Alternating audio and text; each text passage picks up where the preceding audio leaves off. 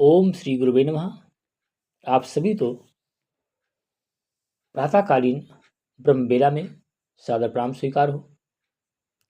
आइए सुने युग ऋषि का अमृतमय संदेश। स्वस्थ रहना है तो ये खाइए नामक प्रकरण से आज का विषय है कृत्रिम भोज्य पदार्थों से बचे। इस युग में वैज्ञानिक आविष्कारों ने जहां मनुष्य की बाह्य शक्तियां और उसके प्रभाव क्षेत्र को बढ़ाया है, वहां उसकी आंतरिक स्थिति को निर्बल भी बनाया है। अब मनुष्यों में पहले जमाने के समान रोग निवारणी शक्ति नहीं रहती और वातावरण के जरा से परिवर्तन से उनको जुखाम, खांसी, ज्वर, अजीर्ण आदि रोग हो जाते हैं। अब से 150 साल पहले भी जिन तपेदिक, हृदय रोग, निमोनिया, ब्लड प्रेशर आदि रोगों के नाम प्रायः सुने भी नहीं जाते थे और जिनको अपवाद स्वरूप अति भयंकर समझा जाता था, वे अब बिल्कुल साधारण बन गए हैं। तपेदिक के एक एक अस्पताल में 500 मरीज पड़े हुए हैं और हार्ट फेल होकर मरना साधारण सी बात हो गई है। इन सब का मुख्य कारण हमारे रहन सहन और खान पान की स्वाभाविकता का घटने और कृत्रिमता का बढ़ते जाना ही है। इस समय मनुष्यों में ये प्रवृत्ति बढ़ रही है कि प्रत्येक वस्तु जहाँ तक हो ऐसे रूप में खरीदी जाए कि स्वयं उसमें कुछ भी परिश्रम न करना पड़े। बहुत बड़े शहरों में तो अब अनाज मिल सकना भी कठिन हो गया है।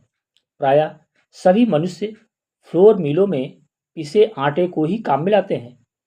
ऐसा आटा अनेक बार 4-6 महीने पहले का पिसा हुआ होता है, पर लोग उसकी सफाई और सफेदी को देखकर ताज़ा अथवा पुराना होने का ख्याल ही नहीं करते हैं।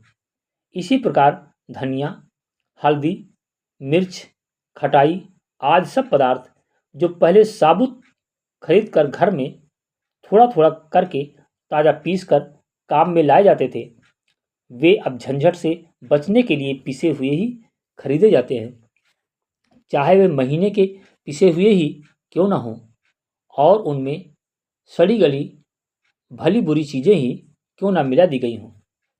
और तो क्या, अब 10-5 वर्ष से नमक को घर में पीस कर काम में लाने का कायदा भी बंद हो चला है और पीसे हुए नमक के बंद पैकेट खरीद कर लाने का फैशन मामूली कस्मों तक में फैल गया है।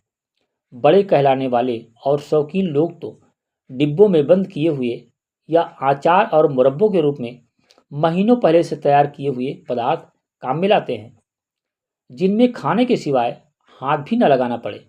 डबल रोटी, बिस्कुट, टोस्ट का प्रचार भी बढ़ता जाता है, जिससे चूल्हा जलाने और खाना पकाने का झंझट भी छूट जाए। पर इस परिश्रम से बचने तथा कृत्रिमता का ही ये नतीजा है कि चिकित्सा विज्ञान और औषधि शास्त्र की अभूतपूर्व उन्नत होने पर भी रोगों और बीमारों की संख्या दिन पर दिन बढ़ती जाती है और डॉक्टरों की दुकानें पहले जहां पूरे शहर में 10-5 होती थी, वहां हर 100 गज पर एक मिल सकती है। बहुत से लोगों की मासिक आय का चौथाई भाग दवाओं और डॉक्टरों की फीस में चला जाता है और 2-4 या 10-5 रुपया दवाओं में खर्च न करता हो, ऐसा तो शायद ही कोई गृहस्थ मिल सके। यह स्थिति प्रत्यक्ष में हमारे खान पान और आहार की खराबी का ही परिणाम है। पहले लोग प्रत्येक चीज को उसी समय ताज़ा लाकर अपने हाथ से कूट पीस बनाकर काम में लाते थे। बाजार की बनी चीज़ों का उपयोग हानिकारक या गंदा मानकर उनका प्रयोग कम से कम करते थे और किसी विशेष अवसर को छोड़कर घर के पिसे मोटे आटे की रोटी और साधारण साग दाल ही प्रतिदिन काम में लाते थे। इसका नतीजा ये होता था कि उनका खान पान बहुत कुछ स्वाभाविक प्रकृति के अनुकूल रहता था और उनको स्वास्थ्य रक्षा के लिए उपयोगी तत्व इसी साधारण आहार से मिलते रहते थे।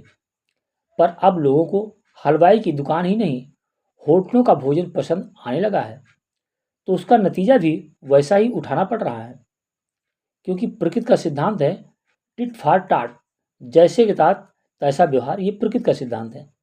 होटल वाला कब इस बात का ख्याल कर सकता है कि खाद्य पदार्थों में जीवन तत्व रहता है या नहीं, या वे ताज़ा हैं या बासी, या उनकी सफाई से बनाया गया या गंदे स्थान पर। वो तो उनको किसी तरह स्वादिष्ट बनाकर साफ प्लेट में कलफदार कपड़े से ढकी मेज पर लाकर रख देगा और आप उसे शानदार तथा फैशनदार समझकर शौक से खा लेंगे।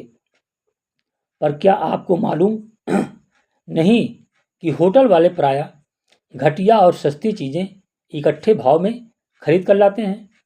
उनको असली नकली की परवाह भी नहीं होती।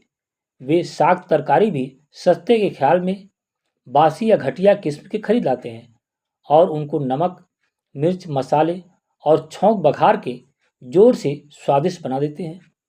ऐसा भोजन घर में अपने हाथ से बनाए भोजन से आधा भी पुष्टिकारक और स्वादप्रद नहीं होता, पर लोग आलस या शौक के कारण हानि लाभ के बिना विचार किए उसी को काम में लाते रहते हैं और अपने स्वास्थ्य को बर्बाद करते रहते हैं।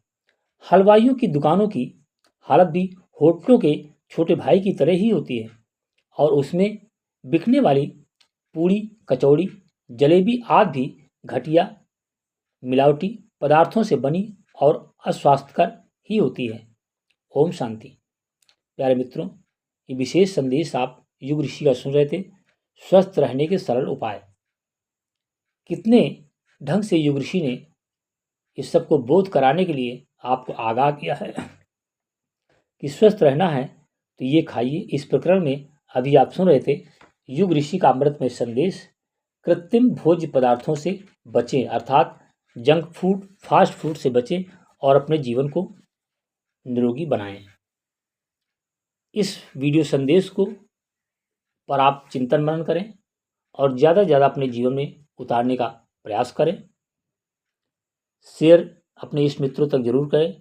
चैनल को सब्सक्राइब करें, लाइक करें, कमेंट करके बताएं। साथ में इस चैनल की प्रोफाइल में जाएं, वहाँ पर प्लेलिस्ट में बहुत सारी अच्छी अच्छी वीडियो आपको मिल जाएंगी। उन्हें आप देखें, जाने समझें। अगली जो वीडियो है उसे देखना ना भूलें, जिसका विषय है भोजन निस्सार न होने पावे। ओम शांति शांति समाप्ति।